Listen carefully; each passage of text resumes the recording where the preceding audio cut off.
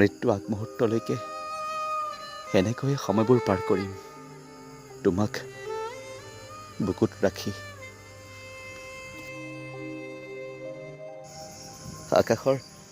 আকাশৰ তৰা জোনবাইটোৱে অভিমান কৰিছে চাগে, হয়তো চাগে কৈছে, ঐ তই যা, তাইৰ ওচৰলৈ যা, তোৰ ভালপোৱা ওচৰলৈ যা আৰু ক তই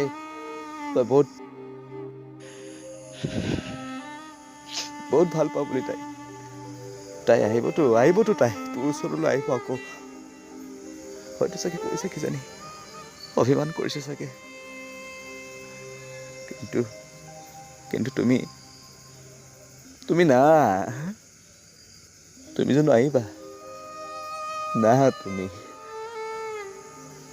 গতিকে মই বুজাম কেনেকৈ সিহঁতক, সেই যে তনা, সেই যে জোনবাইক। মোৰ ক'বলৈ মন গৈছে, হাজাৰ বাৰ ক'লেও তাই মোৰ ওচৰলৈ নাহে। তাই হৈয়ে থাকিব।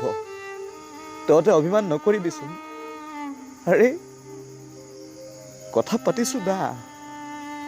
পাতিছোতো নিজৰ মাজতে। ঠিক একেই কথা।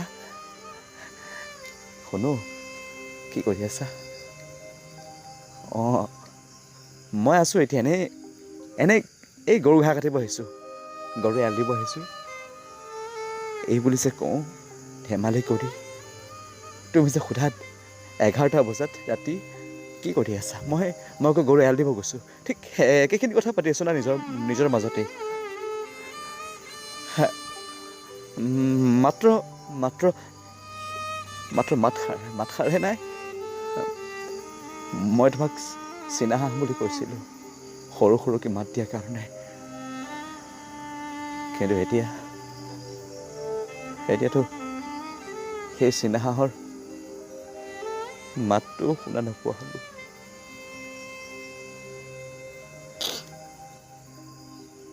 সেই ফুচফুচীয়া শব্দবোৰো নোহোৱা হ'ল। কিন্তু কাণত বাজি আছে, এতিয়াও বাজি আছে কাণত। হৃদয়ত এতিয়াও ছবিখন আহি আছে আৰু কাণত শব্দ, হৃদয়ত ছবিখন আছে কাৰণে মই এনেকৈ পদূলি মুখত আহি খোজ কাঢ়ি নিজৰ মাজত কথা পাতিব পাৰিছোঁ। নহ'লে নোৱাৰিলোহেঁতেন নহ'লে।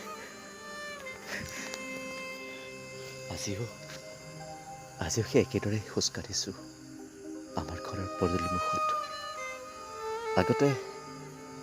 আগতে আমি কথা পাতিছিলোঁ এইখিনি সময়তে। আমাৰ মৰম চেনেহবোৰৰ কথা ঘৰৰ ভিতৰত অলপ অসুবিধা হয়, সেইকাৰণে মই পদূলি মুখলৈ ওলাই আহিছিলোঁ। পদূলি মুখত আকাশৰ তৰাগণি জোনবাইক সাক্ষী কৰি আমি কথা পাতিছিলোঁ বহুত কথা। এতিয়াও খোজ কাঢ়ি আছোঁ, কথা পাতিছোঁ, কিন্তু তোমাৰ লগত নহয়। মই নিজৰ মাজতে কথা পাতিছোঁ বহুত কথা। 5 বছৰৰ সময়বোৰ কেনেকৈ গ'ল, আহিবলগীয়া সময়বোৰ কেনেকৈ যাব, আৰু বৰ্তমান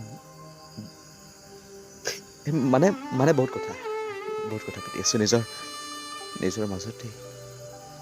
আজিও পদূলি মুখত খোজ কাঢ়ি, কিন্তু আকাশত তৰাবোৰ নাই আজি, জোনবাইটোও নাই।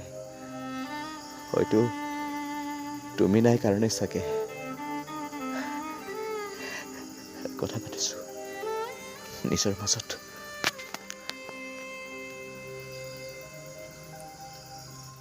সেয়েহে কৈছোঁ,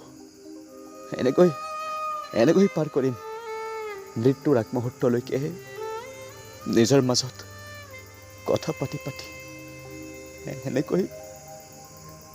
এনেকৈ পাৰ কৰিম।